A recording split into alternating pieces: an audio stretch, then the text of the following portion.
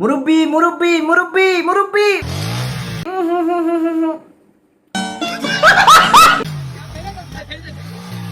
মুরব্বি মুরব্বি আপনি আর আগের না মুরব্বি মুরব্বি, কারণ আপনার ভরে এখন বাইকের এক একটা পার্টস লাফাইতাছে মুরব্বি। কি কাজ তুই? ইস, মুরব্বির পিছনটা তো গেছে গেছে ভাই, বিশ্বাস করেন ভাই, মুরব্বির পিছনটা লাল হয়ে গেছে নির্ঘাত। আচ্ছা, লগে বাইকটাও গেছে। মুরব্বি এত বড় রিক্সটা কি লেগে লং লাগবো আপনার, এটা কোন? এখন তো আমগো সকলেরই বাইকটা রাত্তার মাখ ফিরাত কামনা করানো লাগবো।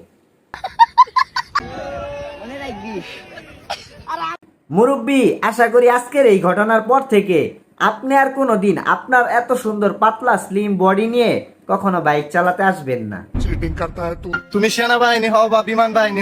আচ্ছা ঠিক আছে ভাই, আগে এই বোকাচন্দ্রর কথাগুলা শুনেন, দেন তারপরে বলতাছি এর ব্যাপারে। আমার কাছে আমার আনসার বাহিনী সেরা।